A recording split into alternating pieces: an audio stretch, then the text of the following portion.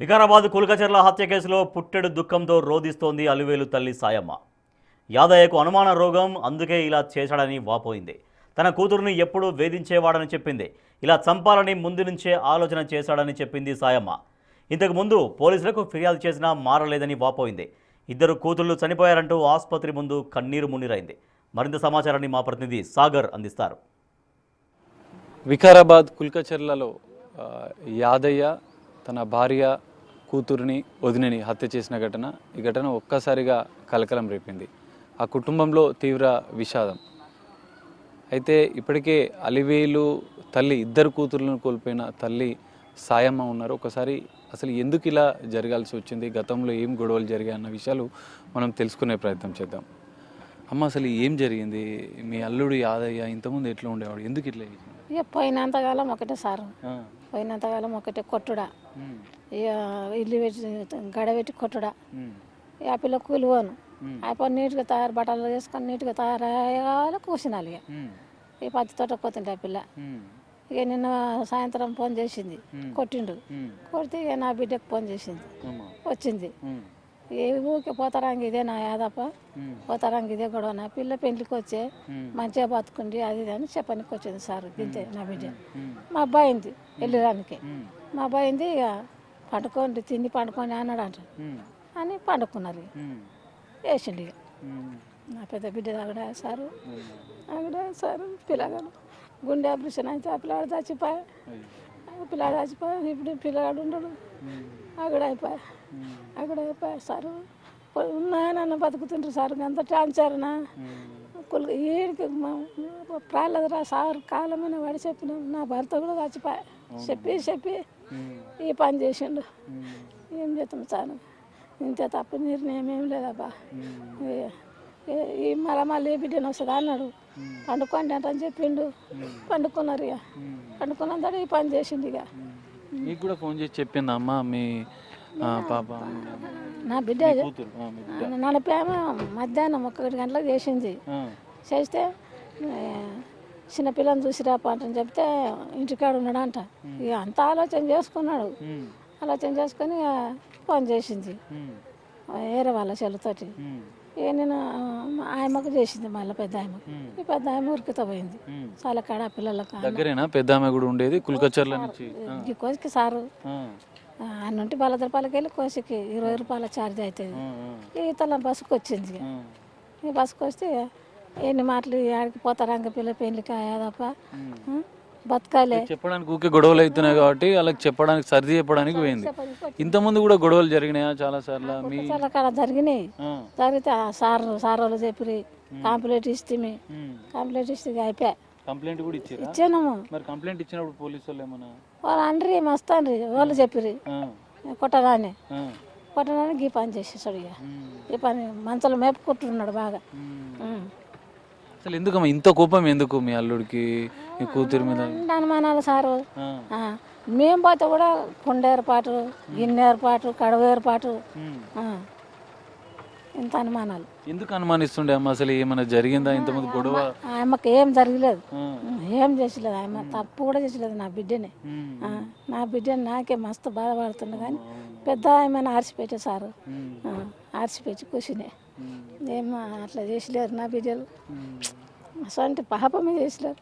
నేను అయినా sir నేనేముంది sir, ముసలిలో పడిపోయి బొమ్మనేముంది సారు, నేను కూడా చచ్చిపోతా సార్ అమ్మాయిని వేసుకొని.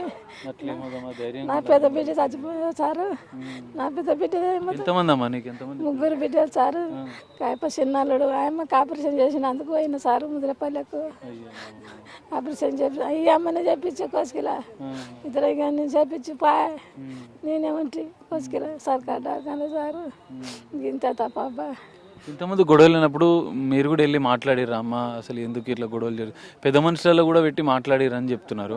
వాడు రాకపోయా, మేము ఫోన్ చేస్తారా రాకపోయా. సంపనాన్న చంపక ఎన్ని దినాలు ఉందామని ఆడ సూదులు ఇప్పిస్తే, కోసుకెళ్ళ చూపిస్తే, ఆడ పైడాల కాడ చూపిస్తే కొట్టిండు. కనుకొడు పోయిండు ఆ పిల్లది కూడా అలవేళ్ళని. ఇంతకుముందు కొడితే మళ్ళీ కంప్లైంట్ ఇస్తే ఏదో వాళ్ళే సార్ వాళ్ళు పుణ్యం వచ్చి మళ్ళీ డబ్బులు ఇచ్చిరి. చూపించుకున్నాడు ఆ దెబ్బలు చూడజాలక చూపించి తోలిస్తే ఎందుకమ్మా అంత ఘోరంగా ఎందుకు కొట్టేటోడు ఎందుకు దాని మనలో మంచి సార్ ఏం చేస్తా చెప్పు నేను కూలి పోయి మా అబ్బాయి రామా సార్ వాళ్ళు ఇంత మా అబ్బాయి ఇదే అనుకం ఎందుకు లేట్ అయిందని ఇట్లా ఇట్లా అడుగుదా ఏం తప్పులేదు చూడు సార్ ఇంతే ఇదే అనుమానం ఆ పిల్ల ఆడం పోతే డాడీ కొట్టక అంటే ఆ పిల్ల నేసుడా ఎన్ని మాట్లాడుతాం సార్ దూరం ఉండదు పైడరా ఎన్నిసార్లు గొడవలైనాయమ్మా అసలు ఇంతకుముందు ఎన్ని రోజుల నుంచి ఇట్లా అసలు పెళ్లి ఎన్ని సంవత్సరాలు అయింది ఇంకా 8 సంవత్సరాలు అయింది దేశ పెట్టుకున్నాను సార్ నాకు దేశ లేకుండా అయింది కాలు చేతులు చల్లగా అయిపోయింది అప్పుడు అంతకుముందు మంచిగానే ఉండేనా ఏం మంచి అదే పోతారానికి అదే చల్లి ఎందుకంటే ఇద్దరు ఆడపిల్లలు ఇద్దరు పెద్దోళ్ళు అయ్యారు అయినా కూడా ఎందుకు ఇంత ఆవేశం పెంచుకొని ఇట్లా ఆ పక్క ఆ విషయం ఆ భగవంతునికి ఎక్క సార్ నాకు తెలియదు సార్ చాలా ఇంక నేను దాయే మీతో చివరిగా మీ అలివేలు కూతురు ఏం మాట్లాడిందమ్మా మీ బిడ్డ నాతోనే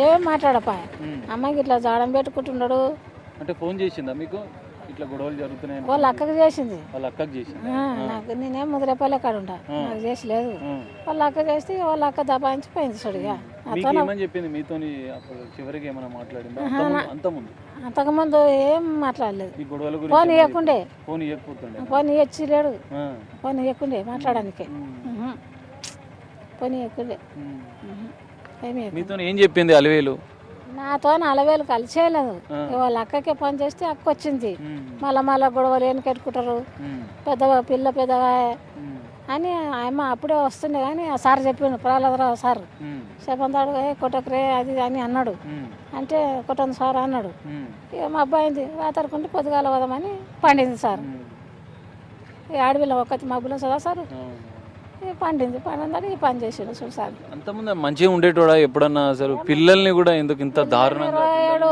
పిల్లల్ని రాయాడు ఆ గేటు కట్టిండంట గేట్ల మనమే ఆ గేటు తాళం వేసుడా ఆడు ఏమో సార్ మస్తు కథ ఉండదు అని కథలో మన ఇల్లు అరిచిపెట్టే అయిపోయా ఏం చేస్తా సారు నా పిల్లవాడు సారు సంసారం బతిలా సారు పిల్లాడు చిన్నగా ఉంటాడు ఒక పిల్లాడు చచ్చిపోయాడు సారు ఏం జరుగుతుంది సార్ కాలు కదా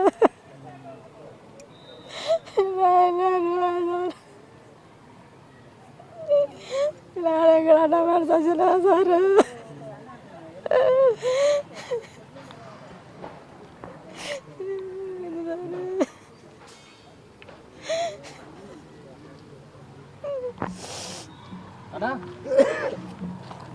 సో ఈ దాడిలో ఇద్దరు కూతుళ్ళను కోల్పోయిన తల్లి సాయమ్మ కన్నీరు మున్నీరుగా విలపిస్తున్న పరిస్థితి.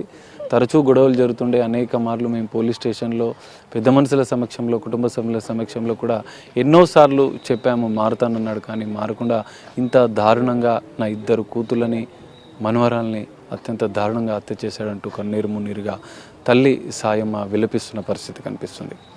కెమెరామెన్ వేణుతో కలిసి సాగర్, బిగ్ టీవీ, పరిగి నుండి.